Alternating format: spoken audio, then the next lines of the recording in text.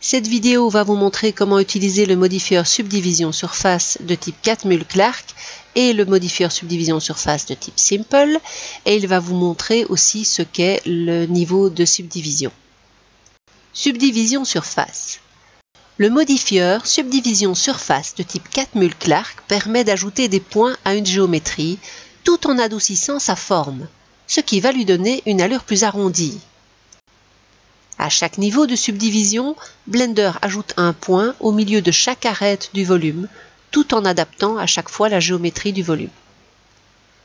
Voici un exemple, donc une subdivision simple d'un cube. Vous voyez ici le cube sans subdivision, et ensuite le cube avec une subdivision qui est égale à 1.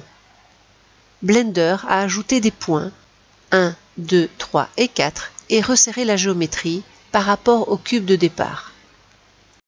Le modifieur subdivision surface de type Simple, lui, ajoute des points sans modifier la géométrie du volume, donc tout en gardant la même forme.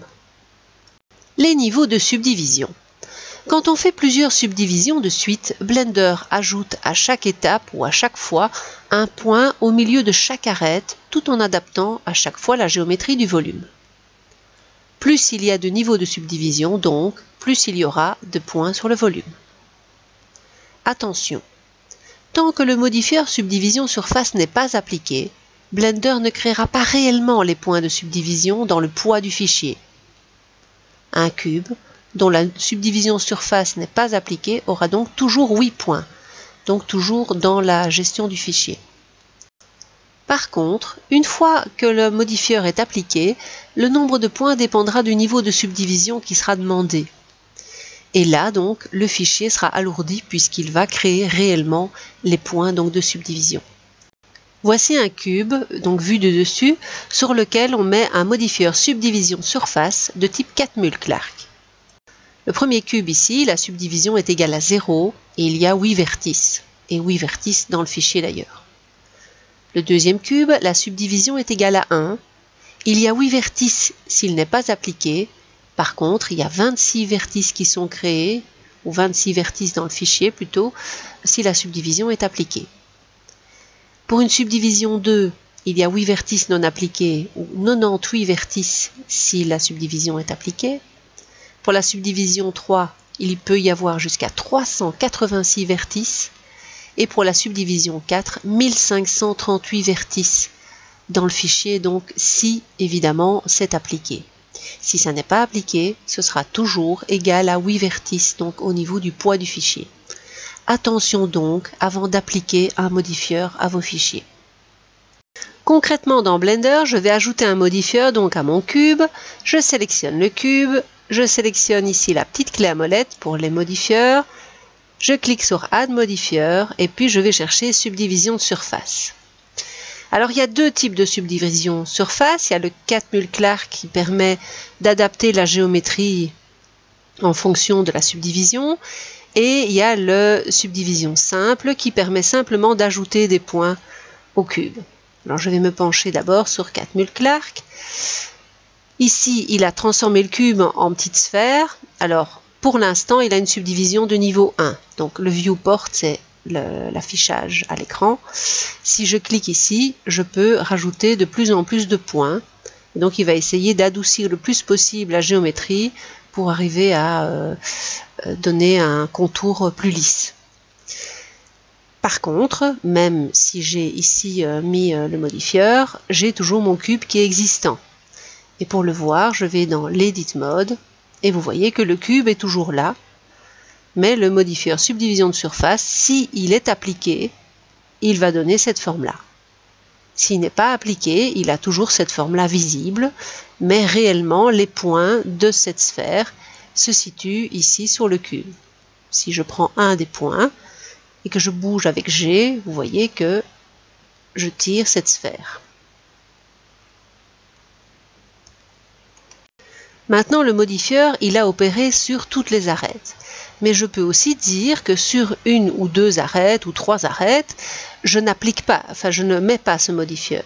Je vais sélectionner ici dans Edit Mode la sélection en arête et choisir les trois arêtes ici du coin du dessus.